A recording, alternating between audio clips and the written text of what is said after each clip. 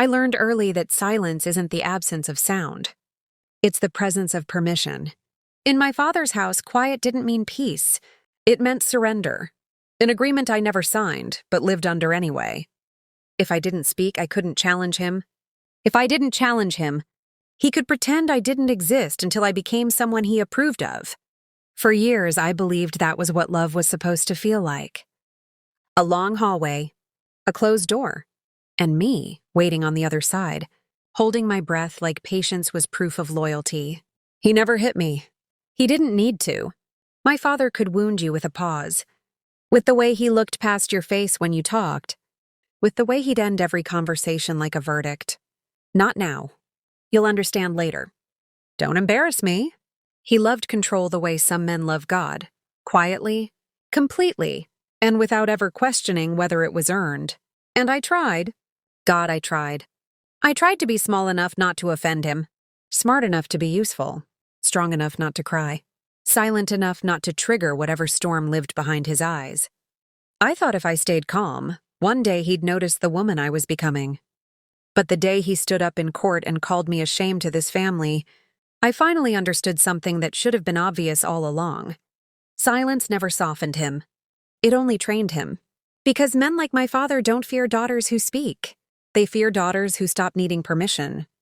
And what he didn't know, what he couldn't possibly know, was that the same courtroom he tried to humiliate me in was about to expose the thing he'd spent his entire life hiding. Not about me, about him. Charleston, South Carolina.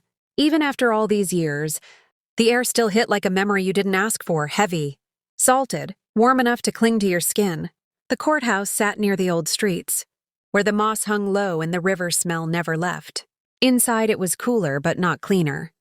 The building smelled like paper and old wood, and something faintly metallic, like keys that had been passed down too many generations. A ceiling fan turned slow overhead, groaning like it was tired of witnessing the same kinds of lies. People filled the benches, neighbors, church friends, men from the marina, women who'd once smiled at my mother, and then turned away when my father walked into the room. They talked in quiet clusters until the bailiff called order, and then the murmurs dropped into a silence that felt rehearsed. The kind of silence that comes when a town already decided who it believes. I sat at the defense table with my hands resting flat on the wood. Not clasped, not shaking, just still. Years in the service will teach you what panic sounds like, and how to keep your face calm anyway. It will teach you how to breathe through chaos, and hold your tone steady when the room tries to swallow you. But nothing in the military prepares you for the sound of your father's boots, walking into a courtroom like he owns the air. He entered without hesitation. Retired Master Chief Daniel Cross, my father. His hair was silver now, and his shoulders carried the same rigid pride they always had, like even age couldn't soften the shape of his authority. He wore a dark suit the way he used to wear his uniform, sharp, clean, unforgiving. He didn't look at me. He didn't have to. The room looked at me for him. I could feel eyes crawling over my face, my posture, my uniform jacket folded neatly beside my chair. There were people here who hadn't seen me since I left for the Naval Academy. People who still spoke my name like a rumor. Her, the Navy girl, the one who thinks she's better. And then there were the others, the ones who looked at my father like he was a pillar holding the town upright, the man who coached Little League, the man who donated to the Veterans Fund, the man who kept his handshake firm and his voice louder than any room. He walked up the aisle and took his place at the opposite table. Across from him sat my brother, Nolan, eyes down, jaw tight, hands folded like prayer. He'd always been the one who learned faster than me. In our family, survival wasn't about being right. It was about being obedient. My attorney, Rebecca Miles, leaned in slightly and whispered, "You okay?" I didn't answer right away. Not because I wasn't okay, because if I opened my mouth too early, it might come out as something I wasn't ready to release in public. So I nodded once. Calm, controlled, the way I'd been trained. Judge Hawthorne entered a moment later, a tall man with a tired face and eyes that didn't waste emotion.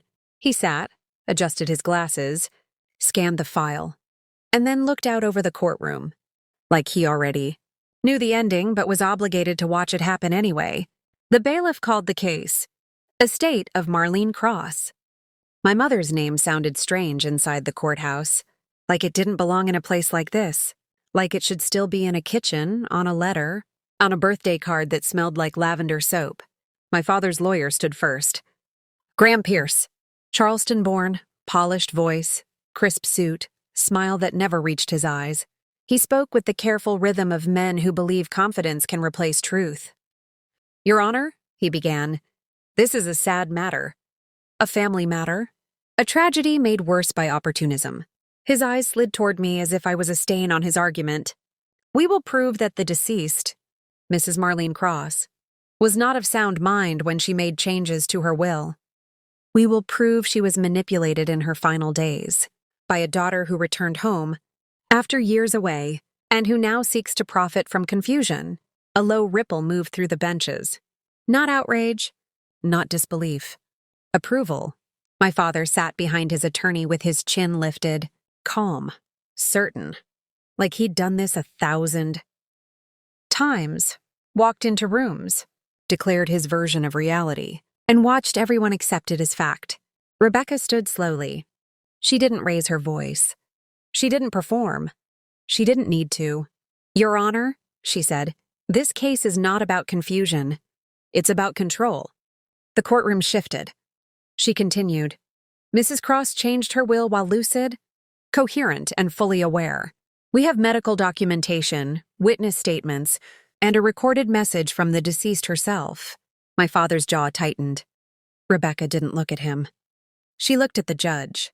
And we will show, she said, calm as ice, that the contest is not driven by concern for mental capacity, but by a desperate need to erase a woman's choice after she's no longer here to defend it. The judge's expression didn't change, but something in the room did. That invisible thing, uncertainty, slipped in through the cracks. Graham Pierce smiled like he was amused. My client is simply protecting his wife's legacy, he said, and protecting the family name from me. He didn't say it outright, because good lawyers know how to suggest what the audience already wants to believe. Then my father stood. He didn't need to. It wasn't his turn. But he stood anyway, like rules were for people who didn't command respect. Your Honor, he said, voice loud enough to hit the back wall. I want it on record. The judge looked up slowly. Mr. Cross, you will speak when addressed. My father didn't sit. He smiled, tight, practiced. The smile he used to wear when he wanted to sound reasonable while cutting you open. My daughter, he said, pointing at me like I was evidence, has always been dramatic. A few people chuckled softly. My stomach didn't move. My hands remained flat on the table. He continued. She disappeared for years. She didn't show up until my wife was dying. And now she wants half of everything like she earned it. His eyes swept the room, collecting agreement. All she's ever done, he said, voice rising, is embarrass me. The words landed in my chest with a familiar weight. Not because they hurt, because they weren't new. They were just louder, public, final. The courtroom went quiet. I didn't move. I didn't blink. I kept my spine straight and my expression neutral, like I was listening to a stranger describe someone else. Because that was my father's gift, making you feel like your own truth didn't belong to you. Judge Hawthorne leaned forward slightly. Mr. Cross, he said, voice controlled, sit down. My father hesitated. Just a breath. Just a flicker of rebellion, then sat. But not without letting everyone see he considered it an insult. Graham Pierce cleared his throat quickly, as if smoothing the situation. We ask the court, he said, to invalidate the amended will and restore the previous version. Rebecca didn't react. She simply reached into her folder and slid one sheet of paper forward. Your Honor, she said, before we proceed, may we enter Exhibit A? The judge nodded once. Rebecca stood and walked to the clerk with a sealed envelope. The wax stamp on it wasn't official. It was personal. My father's eyes narrowed. What is that? He demanded. Rebecca didn't look at him. It's from Mrs. Cross, she said. Delivered to our office with instructions to open only if her will was contested. The courtroom leaned in without realizing it. Even the ones who hated me. Because people may choose sides in a family fight, but curiosity is loyal to no one. Judge Hawthorne held the envelope for a moment, then broke the seal. He unfolded the paper inside. Read silently. Once. Twice. His face didn't show emotion, but his eyes paused in a way that made my breath catch. He looked up. At me, then at my father, then back down again. The room held its breath. My father shifted in his chair, a muscle jumping in his jaw. Your Honor, Graham said quickly, I object. The judge lifted a hand. Denied, he said, still reading. My father's confidence, so loud a moment ago, went strange. Not gone. Just uncertain. Like the floor beneath him had moved half an inch. Judge Hawthorne set the paper down carefully. He didn't speak immediately. He just stared at my father the way you stare at a man who walked into court thinking he was holding all the power and hasn't realized yet that power can change hands without permission. Mr. Cross, the judge said finally, voice low. You keep using the word embarrassment. My father sat up, ready to perform righteousness again. It's the truth, he said. The judge nodded slowly. Then he said something that didn't sound like an accusation, just a quiet, lethal observation. You're very confident about what your daughter is. And what she isn't. My father smirked. I raised her. The judge's gaze didn't soften. No, he said, calm as a locked door. I don't think you did. A hush spread across the courtroom. My father blinked. Rebecca didn't move. She didn't smile. She just opened the next folder, as if she'd been waiting for that sentence like it was a signal. Judge Hawthorne leaned back, eyes still on my father. Before we continue, he said, I have questions. My father's voice sharpened. About what? The judge's eyes dropped to the file again, and then he looked up and asked the question that made my throat go cold. Mr. Cross, what did you do the night your wife asked to call her daughter? My father's smile froze. Nolan's head lifted suddenly. The crowd shifted. Because they could feel it, the moment a case stops, being about paperwork and becomes about a person.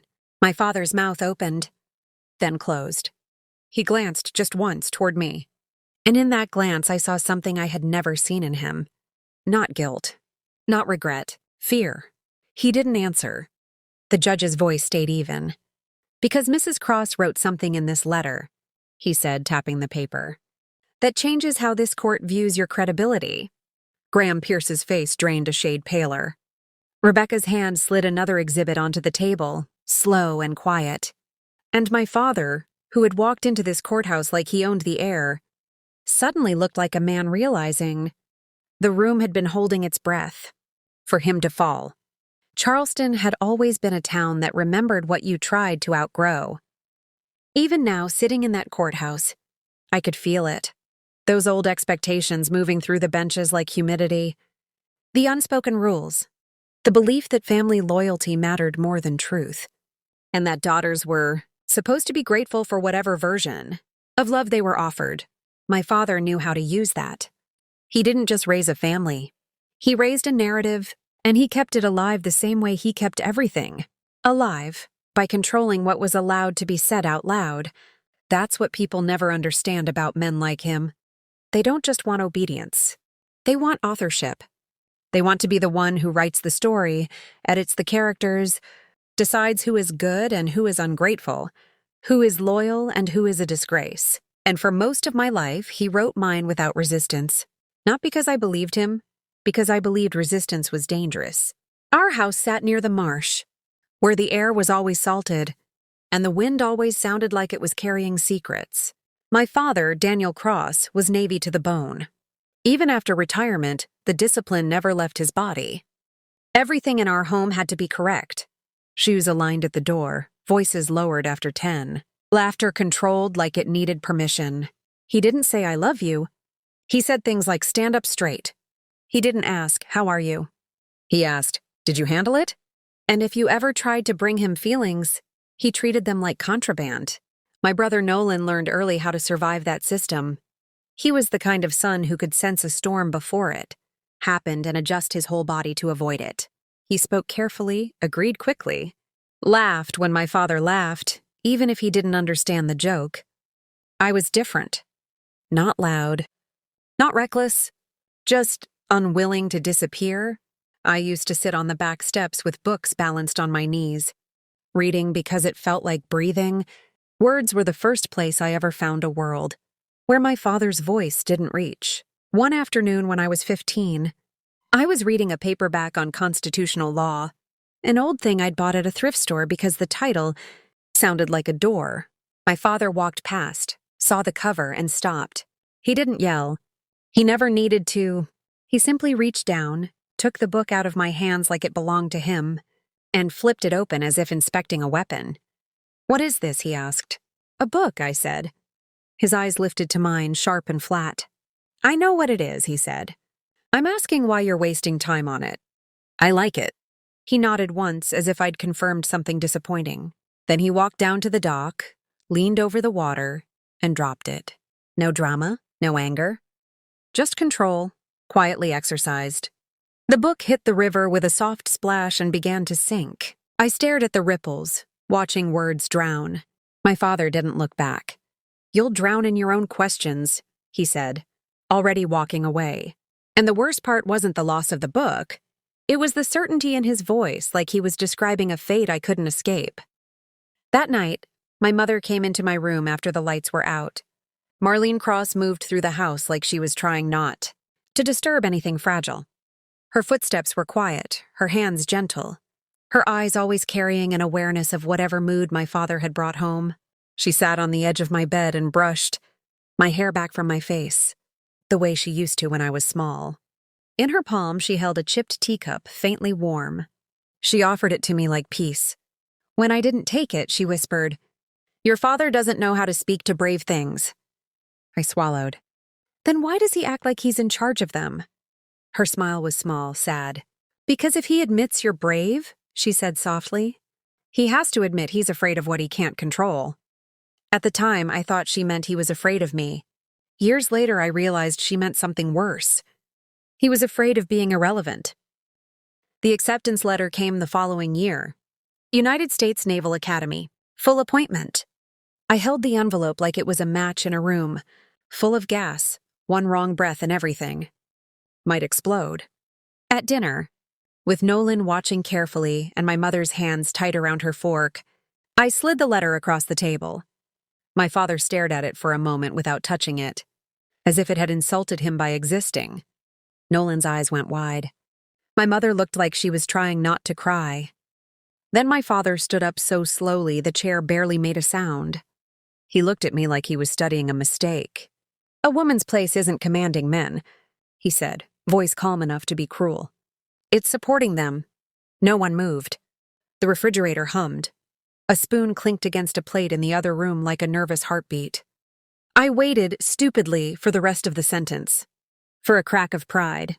For a hint of approval. But he only added, "If you go, don't expect me to pretend this is honorable." Then he walked away from the table. Just like he'd walked away from the book in the river. Just like he'd walk away from anything that wasn't shaped to fit him. That night, my mother followed me onto the porch before sunrise. The air was cold in that quiet, gray way Charleston gets before the sun decides to show itself. She pressed folded bills into my palm. Not enough to change my life, just enough to tell me she believed it mattered. Then she handed me a photograph. The marsh behind our house, the water reflecting the sky like a promise. On the back, in her careful handwriting, she wrote, "Go where your strength is seen." I wanted to hug her. I didn't. In our home, love lived in small gestures. Anything bigger risked being punished. She kissed my forehead anyway. Then she stepped back and watched me walk toward the road. She stood there long after the bus came, one hand raised, the other clinging to her robe like it was the only thing keeping her standing. That was the first time I left. I didn't know it wouldn't be the last. The academy didn't make me fearless. It made me functional. It taught me how to keep my voice steady under pressure. How to perform confidence even when your stomach is turning. How to stand straight while someone tries to fold you in half with their words. And it did something else too. It gave me proof that my father was wrong. Not because I wanted revenge. Because I wanted air. I graduated. I commissioned. I fought hard for every ounce of respect that came my way. Because women in uniform don't get handed credibility. We earn it with twice the work and half the grace. Eventually, I chose a path that fit my mind. Law. I became a JAG officer, not because I loved arguments, but because I loved clarity. Facts, evidence, truth that could stand in the light without flinching. I learned to cross-examine men who believed rank made them untouchable. I learned to prosecute fraud and defend sailors who had no voice. In courtrooms on bases from Norfolk to San Diego, I watched power operate the way my father had always operated. Loud, confident, sure it would never be questioned, and I learned how to question it anyway. Sometimes late at night, after a long day of hearings and paperwork, I would imagine my father watching me in uniform. Not the dress blues. The working uniform. The one that meant I belonged. I would imagine him forced to admit I wasn't a phase. But that was a fantasy I never fed too hard, because reality had a habit of arriving with sharper edges. The letters from my mother began the month I left. Pale blue envelopes. Her handwriting, soft loops, steady strokes. When I opened them, I could smell her soap. Lavender, clean cotton, the faint salt of Charleston air. She wrote about small things. The garden. The marsh. Nolan's new job at the marina. The way my father still worked too late and slept too little, like rest was weakness. She didn't write that he missed me, because he didn't. But every few letters, she'd slip in a line that felt like a secret passed through prison bars. I'm proud of you. Don't shrink. I see you. I kept them all in a tin box under my bunk, a quiet archive of the only approval that ever felt real. There was one letter I never opened. It arrived on my birthday, sealed tighter than the rest. The paper was thicker, the handwriting slower. I carried it for years without breaking the seal. Some things, I told myself, you don't read until you're ready to forgive. The call came during a rainy week in San Diego. I was in my office reviewing a case file when my phone rang. Unknown number. A nurse's voice, soft and careful, like she was trying not to drop something fragile. "Ma'am," she said, "your mother is in the hospital. It's serious." I was on the first flight home. When I stepped into the Charleston hospital, the air hit me, sterile, cold, and wrong. A place where time doesn't move forward, it just waits. My mother lay in a narrow room near a window. Her skin pale, her hair thinner than I remembered. But when her eyes opened, she smiled like the sight of me was enough to make the machines quieter. "My Elle," she whispered. "You came." I took her hand and felt how small it had become. For 2 weeks I stayed. I read to her, adjusted pillows, watched tides through the window, as if the marsh could teach me how to breathe again. We spoke about nothing and everything. We didn't speak about my father. Not because we were afraid, because his silence had always taken up too much space, and she deserved a room without him in it. He came once, stood in the doorway, nodded at me like I was an officer he didn't need to salute. Said nothing. Didn't step closer. Didn't take her hand. Then he left. My mother didn't watch him go. She just squeezed my fingers and whispered, almost apologetic, he never learned how to stay. The night she collapsed, the air changed. It was subtle at first, her breath growing shallow, her eyes drifting like the tide pulling away. A nurse reached for the phone. My mother tried to speak. Her voice was thin but clear enough to cut through the machines. "Call. My daughter." I leaned forward instantly, heart pounding. "I'm here," I told her. "I'm here." But she shook her head barely. Her eyes, so tired, so determined, fixed on the nurse. "Call her," she whispered again. For a second I didn't understand. Then I did. She didn't mean call me in the room. She meant call me as her daughter, the one my father had spent years turning into a stranger. She meant call me the way a mother calls home what she's been missing. The nurse nodded quickly. "I'll get the number," she said. And then my father walked in. He looked at the nurse, then at the phone, then at my mother. And something cold moved behind his eyes. "No," he said. It was a single word. Not loud. Not dramatic. Just absolute. The nurse hesitated. "Sir, she's asking—" My father's voice stayed calm, but the room bent around it the way it always had. "She's emotional," he said. "It'll confuse her. She doesn't need to be stirred up." I stared at him. For a moment, I couldn't find language. Because I was standing right there. And still he was speaking as if I wasn't real. Rebecca, my attorney now. But then just my mother's longtime friend wasn't there. It was just us. The machine. The nurses. The air heavy with the smell of antiseptic and the kind of fear you can't admit. My mother's eyes widened slightly as if she'd been slapped. She tried to speak again. My father leaned closer, voice lower. "Marlene," he said, like a command disguised as comfort.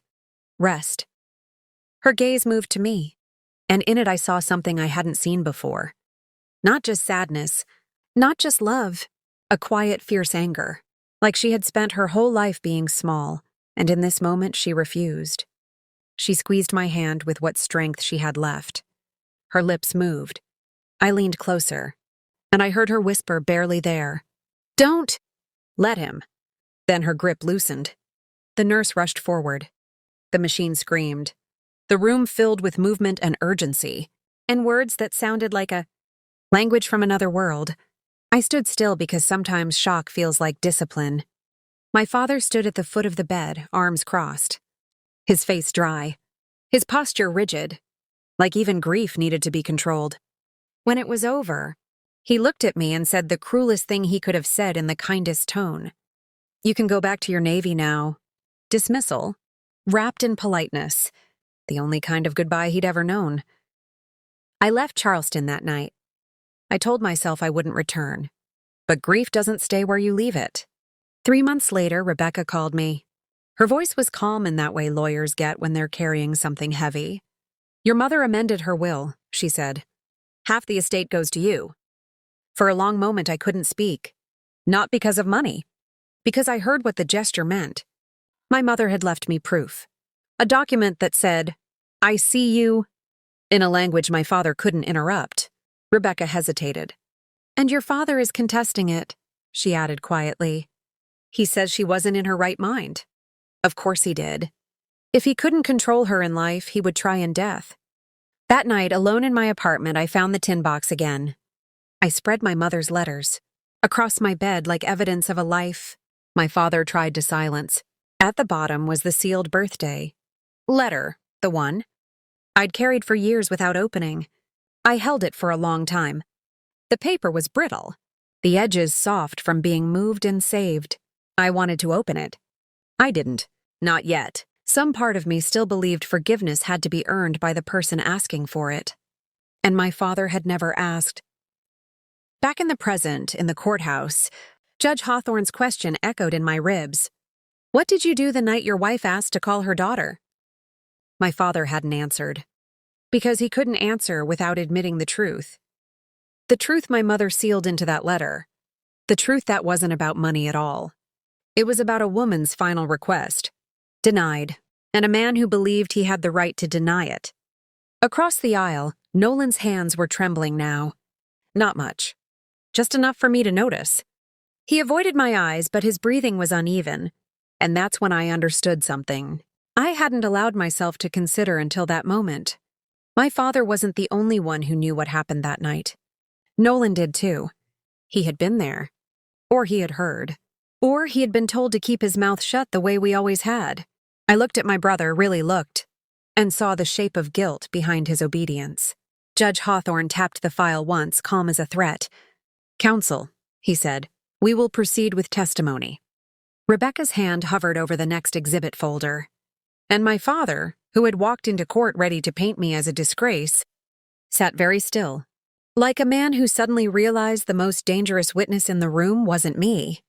It was the woman he silenced, and the words she left behind. Charleston doesn't wait for verdicts. It decides first, then watches courtrooms like theater, only interested in whether the ending matches what it already believes. By the second day of hearings, my father's face was everywhere. Local paper, community boards, even a laminated flyer taped to the marina office window. "Retired Navy chief fights to protect family legacy." The photo they chose was deliberate. Him standing at the dock, arms crossed, the river behind him like a loyal witness. The caption quoted him directly. "My daughter chose the Navy over her family." It wasn't just a statement. It was a warning. He wasn't fighting the case anymore. He was rallying the town, and Charleston, faithful as ever to its symbols, responded. At the coffee shop near the courthouse, conversations stopped when I walked in. Eyes followed me, not hostile, not sympathetic, curious, measuring. The Navy woman who came back for money. That was the version he wanted them to see. And it was working. Rebecca warned me not to read the comments. I read them anyway. People I didn't know speculating about my mother's mental decline. About how women get emotional near the end. About, how a daughter who leaves doesn't get to come back and claim loyalty. Someone wrote, if she really loved her mother, she wouldn't have left. I closed the page and sat in the quiet of my rented room, listening to the river move outside like it was trying to wash something clean. My phone buzzed. Unknown number. I almost ignored it. Then I answered. Miss Cross, a voice said, shaky and low. You don't know me. I used to work at the county clerk's office. My spine straightened. I can't say my name, the voice continued quickly, but some files in your mother's case were replaced the day after the funeral. The air in the room went still. Replaced how? I asked. A pause. Witness page? The voice said. Check the witness page. The line went dead. Rebecca and I pulled the scanned copy of the will that afternoon. Side by side, we compared it to the handwritten draft my mother had prepared weeks before her death. The one Rebecca had kept sealed. Separate, protected. The differences were subtle, but subtlety is where lies hide best. The handwriting on the witness signature wasn't hers. The pressure was wrong. The loops too tight. The slant inconsistent. The name listed made my stomach drop. Carol Mintz, my father's former accountant. A woman I remembered from childhood dinners, quiet. Nervous, always laughing a second too late. Rebecca went pale. She died, she said softly. What? I asked. Car accident, she replied. 3 weeks after your mother's funeral. The room felt smaller. Rebecca flipped through her notes, fingers moving faster now. She couldn't have signed this, she said. Not on that date. Not in that condition. The truth settled in like cold water. Someone had altered the document. Someone with access. Someone with motive. Someone who believed the dead couldn't argue back. Rebecca leaned back slowly. This isn't just a will contest anymore, she said. This is fraud. And suddenly, I understood why my father was shouting so loudly outside the courtroom.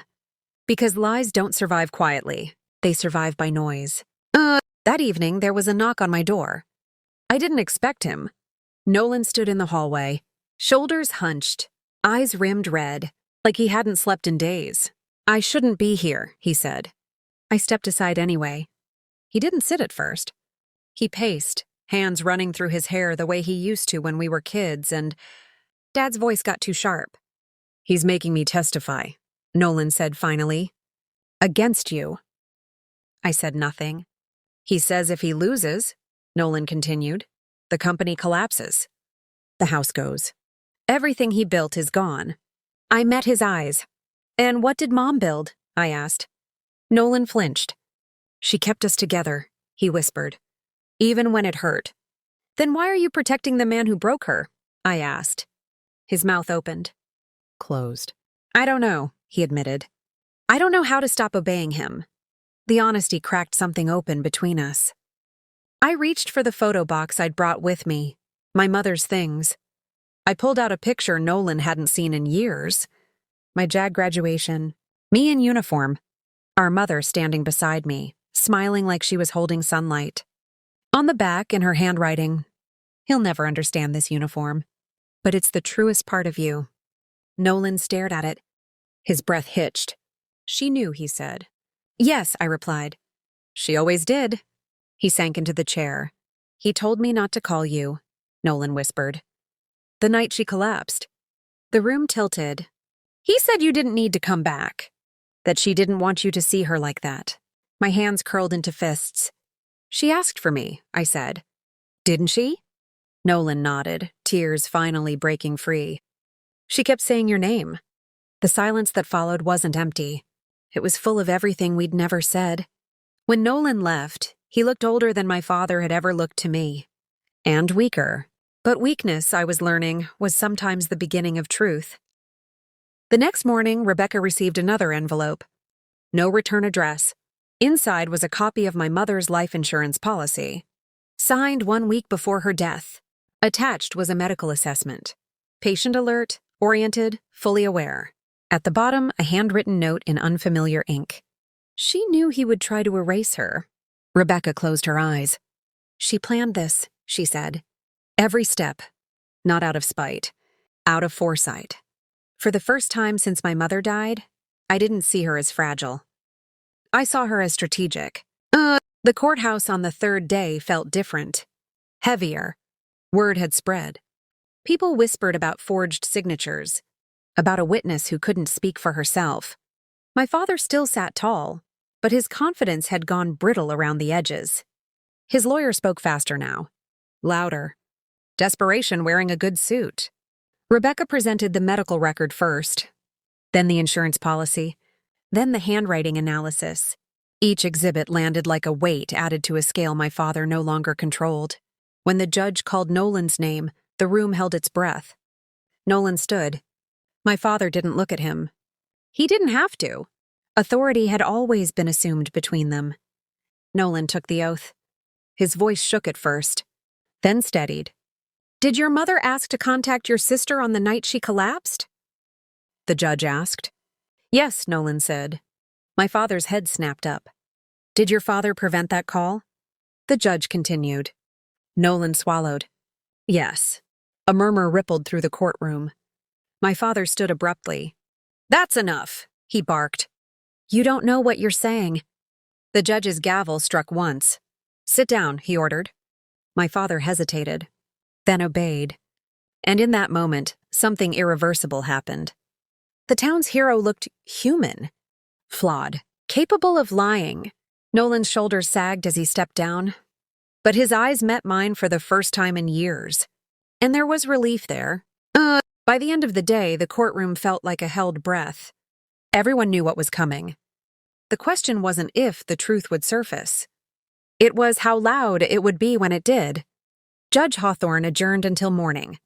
Outside, thunder rolled over the river. I stood alone on the courthouse steps, rain misting my uniform jacket, thinking of my mother's last whisper. Don't let him. Tomorrow I wouldn't. Tomorrow, the lie would run out of places to hide. The rain stopped sometime before dawn. Not suddenly, not dramatically.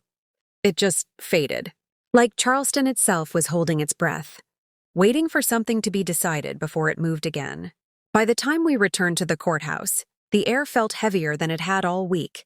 Not humid, weighted, as if the walls had absorbed every lie spoken, inside them, and were ready to give something back. The benches were full before the bailiff called order. People who hadn't come to watch before were here now. Not out of loyalty, out of uncertainty. Because once doubt takes root, even belief wants a front row seat. My father stood at the opposite table, shoulders squared, suit immaculate. But there was something different about him today. The noise was gone. No speeches to reporters. No righteous posture. No carefully placed quotes about honor and family. Just tension. Rebecca leaned toward me. He knows, she whispered. I nodded. He did. Judge Hawthorne entered and took his seat without ceremony. No delay, no patience for theatrics. Counsel, he said, we will conclude today. Graham Pierce rose first, his voice controlled but tight around the edges. Your Honor, he began, my client maintains that any inconsistencies were misunderstandings. Sit down, the judge said calmly. The words landed harder than any shout. Pierce froze, then sat. Judge Hawthorne turned his gaze to my father. Mr. Cross, he said, stand. For a moment, my father didn't move. He'd stood his whole life when he wanted to speak. He wasn't used to being summoned. But slowly, carefully, he rose. The judge didn't rush him. Your daughter has served this country for over a decade, Hawthorne said, voice even. She has prosecuted fraud, defended sailors, upheld military law in environments far harsher than this room. My father's jaw tightened. You claim she returned only for money, the judge continued. Yet the evidence shows she returned when summoned by grief. and that when your wife asked to speak to her child, you denied that request. My father opened his mouth. The judge lifted a finger. No, he said. You will listen. Silence fell so completely I could hear the ceiling fan's tired rotation. Your wife, the judge went on, prepared multiple safeguards to ensure her wishes were honored. Medical evaluations, recorded statements, insurance documentation. She anticipated resistance. He paused. She anticipated you. The words struck the room like a dropped glass. My father's face flushed, not with rage, but with something more dangerous. Exposure. You altered documents, the judge said. You leveraged reputation. You attempted to discredit your own child to maintain control over a legacy your wife chose to divide. My father's voice finally broke through, loud and sharp. She left us, he shouted. She abandoned her family. She chose the Navy over us. The outburst echoed. No one moved. I didn't stand. I didn't speak. I didn't need to. Because my father had just done what he'd always done when cornered. He told the truth, by accident. Judge Hawthorne removed his glasses slowly and placed them on the bench. When he spoke again, his voice was quiet. Deadly, Mr. Cross, he said. You keep calling your daughter a disgrace. My father breathed hard. The judge leaned forward. Sir, he said, you really don't know, do you? The room seemed to tilt. My father blinked. Confusion flickered across his face, not understanding, but the absence of control. The judge continued. You confuse obedience with honor, silence with respect, fear with loyalty. He turned slightly, gesturing toward me without looking. You raised a woman who faced institutions built by men like you and stood her ground anyway. The judge's eyes locked back onto my father.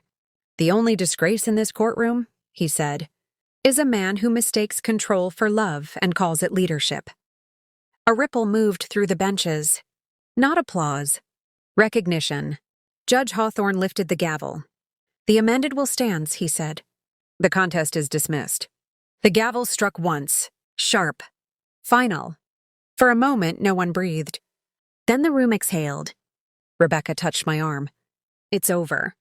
I nodded, though my hands trembled slightly on the table. Across the aisle, my father didn't move. His fingers gripped the edge of the desk so tightly his knuckles had gone white. The man who had filled every room with certainty now sat in the silence he'd always feared, uncommanded, unprotected, seen. The crowd filtered out quietly. No cheers, no victory murmurs, just the sound of people reconsidering what they thought they knew. I walked past my father without stopping. He didn't look up. Outside, sunlight broke through the clouds, reflecting off the river in long, pale lines, clean, unapologetic. For the first time in years, the air felt light. I returned to the house by the marsh one last time. It felt smaller now, like a place that had finished saying what it needed to say. In my mother's desk, I found the letter I'd never opened. The seal cracked softly under my thumb. Her handwriting filled the page. If he ever turns his anger against you, defend yourself. But never let his hatred decide who you become. Forgive when you can, not when he asks. His pride isn't your inheritance. Your peace is. I folded the letter carefully and slipped it into my bag. Outside, the marsh moved with the tide. Unbothered, unimpressed, free. 6 months later, he knocked on my door. No suit, no posture. Just a man holding a hat like he wasn't sure where to put his hands. I didn't know what JAG meant, he said quietly. I read about your cases. I studied him for a long moment. You could have asked, I said. He nodded. I was ashamed, he admitted. Not of you, of myself. The silence between us wasn't hostile. It was honest. You don't deserve forgiveness, I said. But I deserve peace. His eyes filled, but he didn't argue. May I visit her grave with you? He asked. I hesitated, then nodded. At the cemetery overlooking the water, he knelt and placed white asters at her stone. I didn't do right by you, he whispered. I rested my hand on the stone. Start by doing right by her memory, I said. The wind carried the scent of salt and flowers. We stood in silence, not reconciled, but real. As we walked back toward the car, sunlight broke across the sea, wide and gold. And for the first time, I understood what my mother had always known. I never had to grow against him. I only had to grow beyond him, and I had.